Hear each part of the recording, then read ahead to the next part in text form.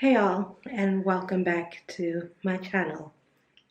So a few videos ago, was in my last video, I said I would talk more about the Apple Watch. So yeah, this is that video.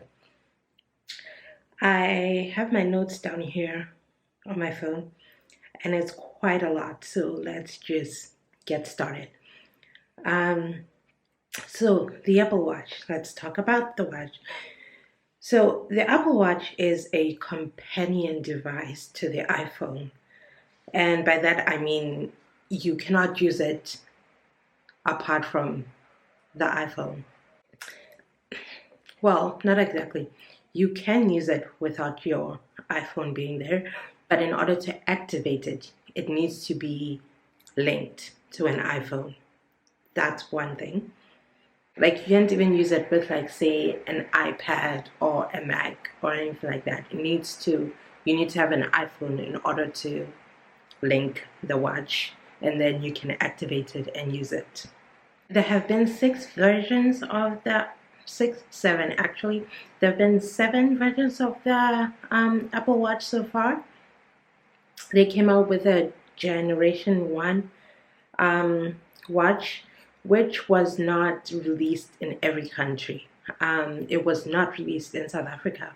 In South Africa, we came in the second year, where we had the Series 1 and the Series 2, which were launched at the same time. And then every year since then, that would be 2016, like December 2016, every year since then, we've had a new version come out, with the latest being Series 6, which is the new one I just got. It was released last year, September, or launched last year, September. I think we got it in September, October latest in South Africa. And the latest watch system, software system, is the xoxo 7, which you can get on any phone on any watch from Series 3 onwards, so 3, 4, 5, 6, and SE. Since the release of the watch, there's been 2 different watch sizes. Every year they release 2 watch sizes. In the beginning, with Series 1 and 2, it started with 38. With Series 1 through 3, the smaller one was 38 millimeters, and then the larger one was 42 millimeters. And then from 4 onwards, the smaller one was 40 millimeters, and the larger one was 44 millimeters. So basically that's the screen size. Sorry, just got a notification. So in 4 onwards, there is less bezels on the outside. The actual watch takes up more space, and yeah, it's a better screen. Yeah, and also memory size wise, when it first launched, it was only 8 gig memory. With Series 4, it went up to 16 gig memory, and then with Series 6, this one has 32 gig memory. And then within those, you can get 2 different versions. You get the GPS only version, or you can get the GPS plus cellular version. So the GPS only, you can use it, like, for instance, when I go for my walks, I leave my phone at home and I use my watch, but I'll only get like notifications and such when I come back and it is within Bluetooth range of my phone. So apart from, if you're outside the Bluetooth range, you will still use it as a watch, and you can still use things like the timer or countdown, or there are certain things that you can still use. You can still listen to music that you downloaded and stuff like that. but you won't be able to get calls and SMSs and things like that until you are within Bluetooth range of the phone. Whereas with the cellular, you can still be far away from your phone and you'd still get all your calls, you'll still get your notifications, all of that stuff. So it works more independently from the phone, even though you still need your phone in order to activate it. The major differences, so in the hardware between the phones, Series 1 was splash proof, so it could get a little wet, but you couldn't like swim with it. From Series 2 onwards, they got water resistance, so you can swim with it, you can shower with it.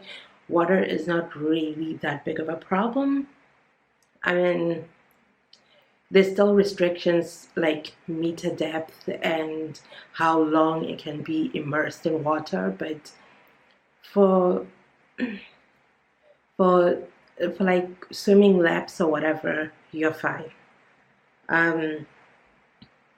In Series 4, we got hardware changes with the ECG monitor sensor, but yeah, from Series 4 onwards, it can measure your heart rate and be able to pick up an irregular rhythm in your heart rate, which is really good.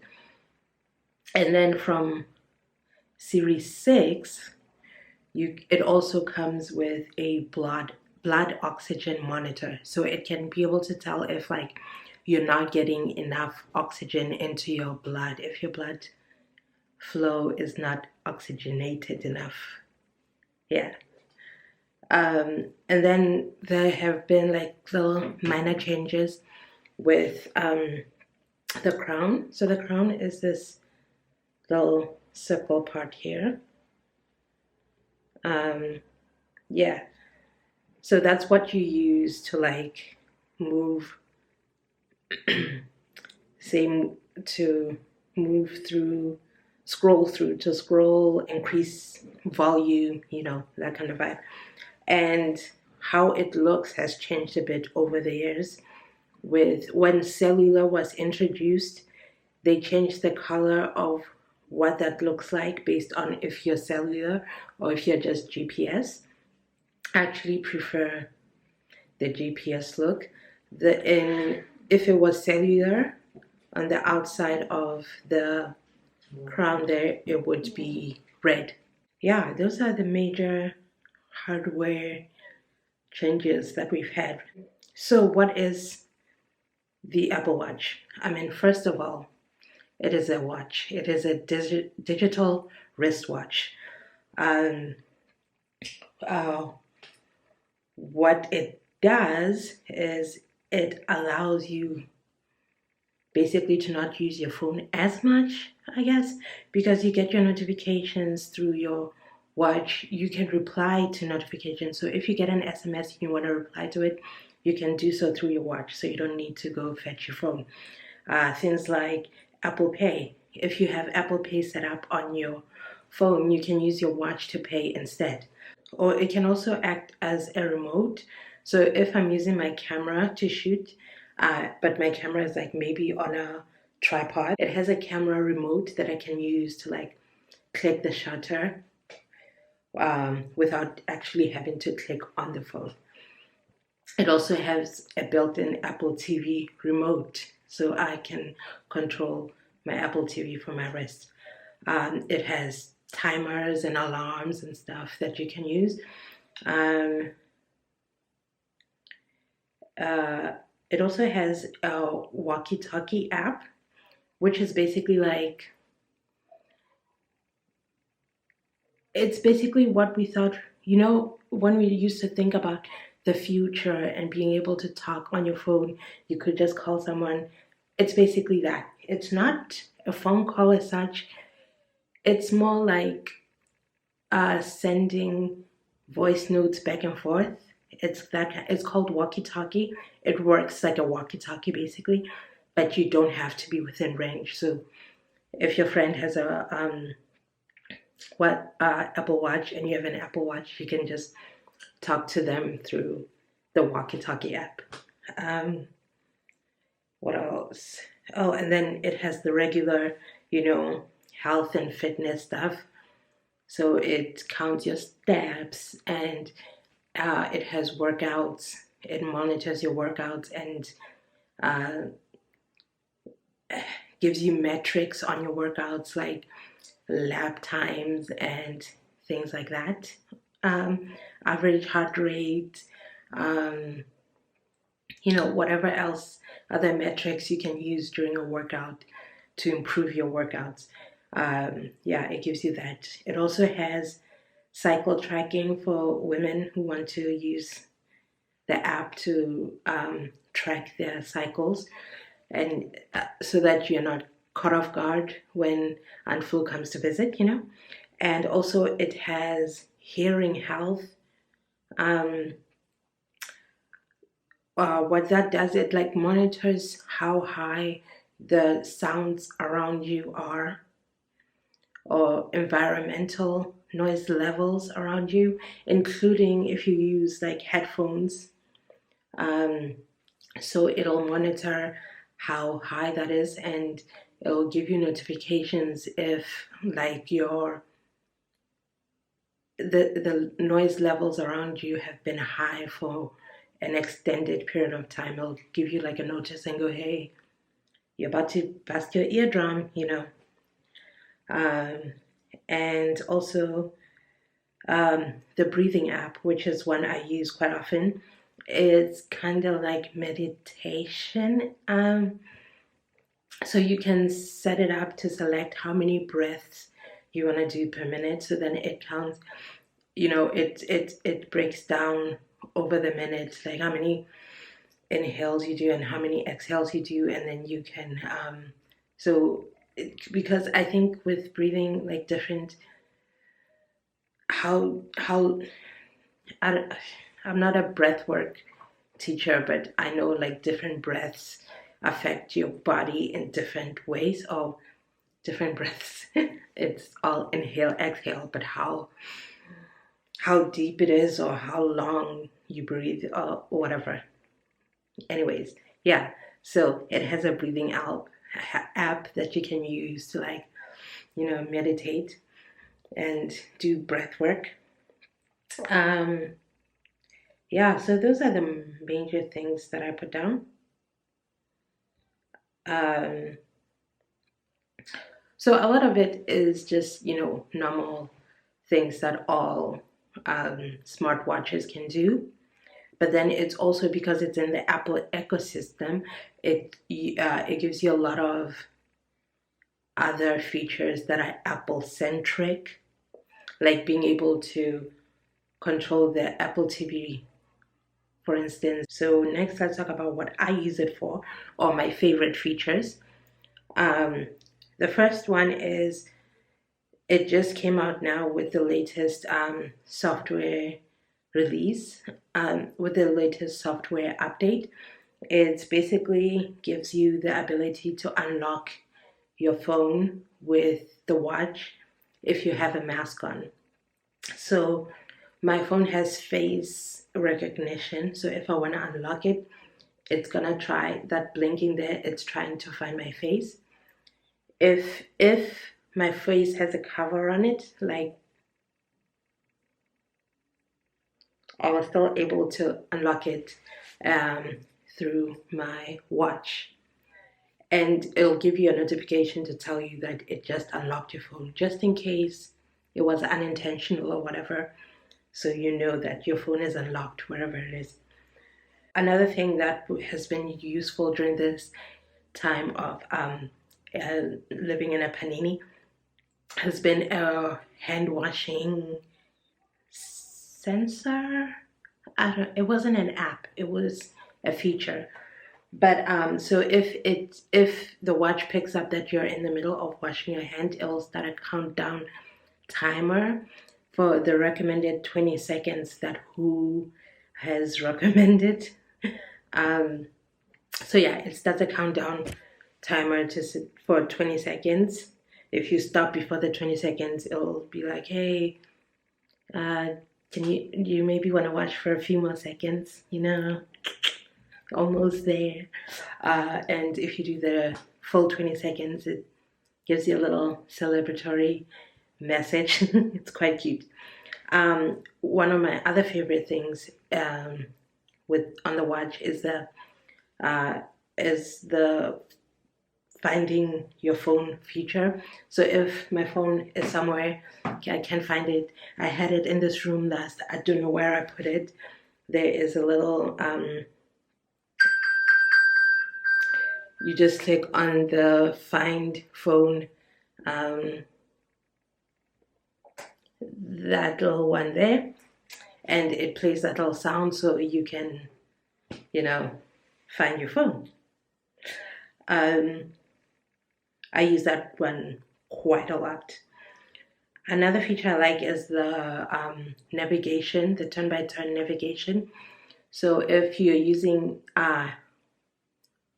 Apple Maps as your navigation app of choice, the watch will give you turn-by-turn notifications without making a sound. So instead of the lady in the phone going, turn left 100 meters ahead or whatever, the watch will tell you to turn left, but it doesn't say to turn left. It has different taps for a left turn than a different tap for a right turn. Not like it has a different notification for a left turn than it does for a right turn. So you just have to learn which is which, and then you don't actually have to look at your watch. You know when to turn and which way to turn. So that's very nice. I use it a lot also for my workout tracking, obviously. The first part of it being my normal steps that I like doing 10,000 steps a day. I use it to count my steps. I don't need to carry my phone every time I walk around because my watch is already there. It's just automatically counting my steps all the time. And then also stands.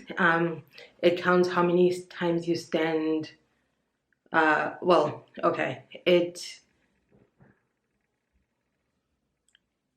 It reminds you to stand at least once every hour. So just, because sitting all day, every day isn't good for you. So just taking a couple of minutes to just, stretch your legs, basically. So yeah, it gives you a little reminder.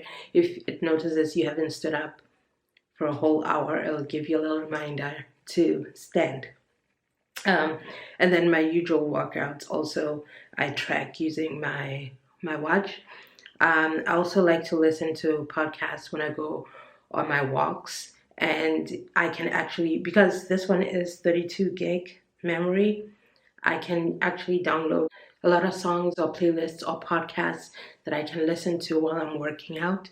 That is very helpful. So I don't even need to bring my phone along because I can download that stuff onto my watch, and I can connect my watch to my AirPods, and then I don't need my phone.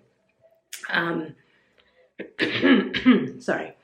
Other things is the heart monitoring sensors. So the phone does, the watch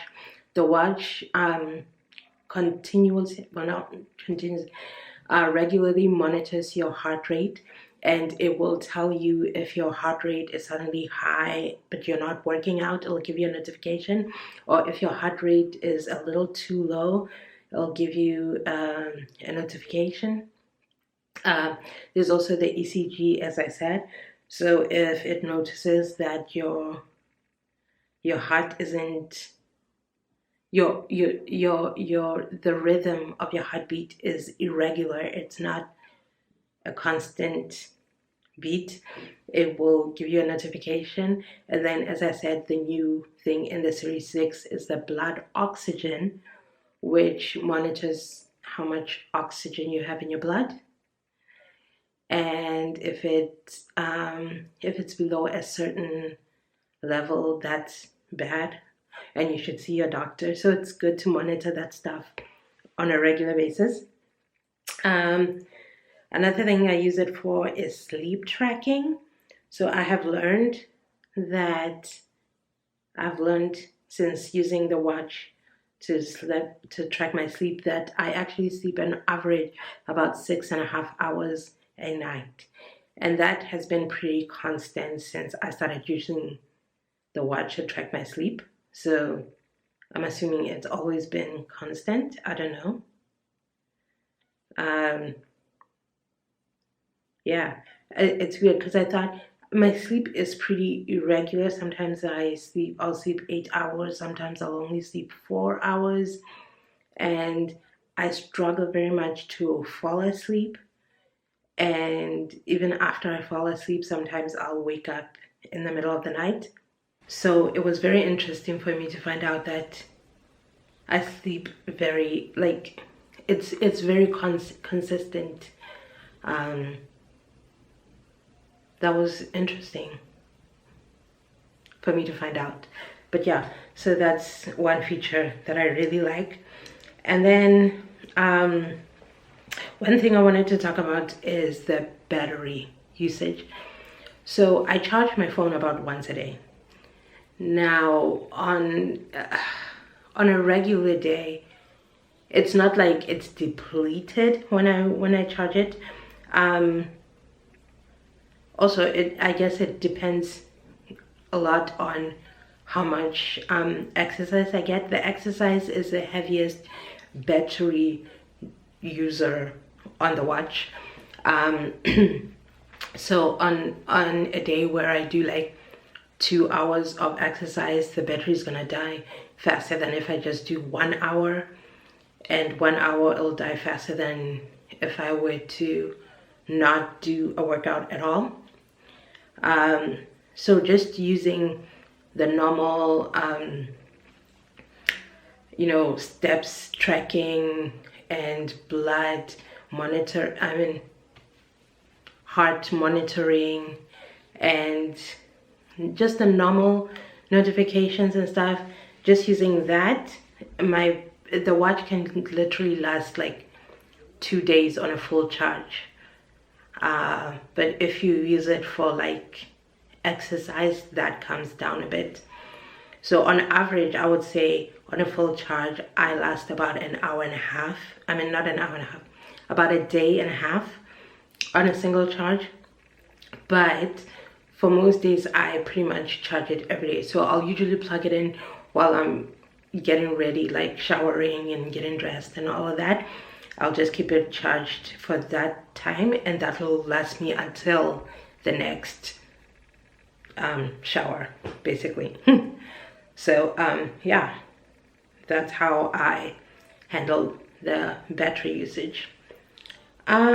So my last thing is, would I recommend the Apple Watch?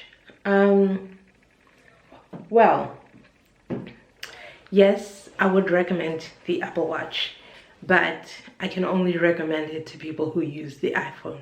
As I've already mentioned, it only works if you have an iPhone linked to it. So if you don't have an iPhone, then it's not for you at all. For iPhone users, if you're already in the market for an Apple Watch and you're trying to figure out which one to get, I mean, obviously, if you have the money, I would say go with the 6. It has the latest hardware, it has the latest software, and it's the one that's going to last you longest. You know what I mean? So it has, of all the available watches so far, it has the longest time foreseeable future. I know you get what I'm trying to say. So if you can get the 6, then I would recommend you go with the 6. If not, there is the SE, which also came out with the 6. The SE has a slightly less advanced chip. So I think it has the same chip as the S5, if I'm not lying.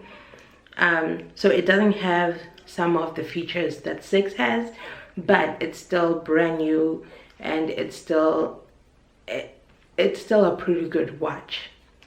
I mean, even if you want to get a second-hand watch, I would say getting the 5 or the 4 would still be good options to get, because you can also get the latest software on them, and they will still have most of the features, not the blood oxygen monitor, because that is hardware specific, so it can only be, you can only get that on the 6, but pretty much everything else you can still get on the 5 and the 4.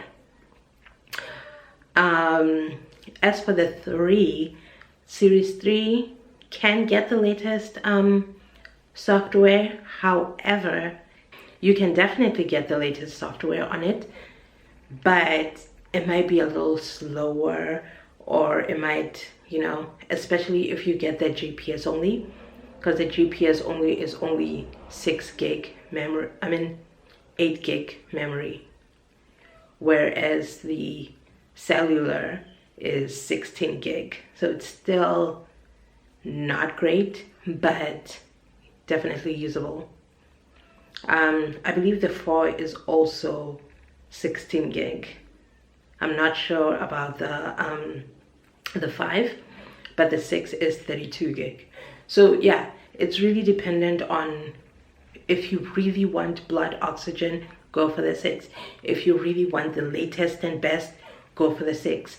If you don't really care about the blood oxygen, the 5 is still good, and so is the SE. I would recommend that you check those two out.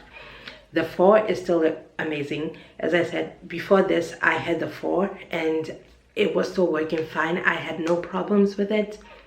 It was just, you know, time to upgrade. But yeah, I would still highly recommend the 4. Yeah, I think that's all I wanted to speak about. If you still have questions that I haven't answered, or if you have, there's something you'd like me to talk more about, you can just hit me up in the comments. I will get back to you with an answer, or maybe even point you in the direction to get an answer if I don't know the answer myself. But yeah, so yeah, I hope you liked the video. If you did, give it a thumbs up, and please subscribe. And yeah, my next video in this series, I think, will be on the HomePod Mini. I just got myself a HomePod Mini, so I'm busy playing around with it now and getting used to it. And so I think in my next video I'll talk more about the HomePod Mini. So yeah, subscribe so you can see that video when it comes up. That's all from me. I hope to see you in my next video. Bye.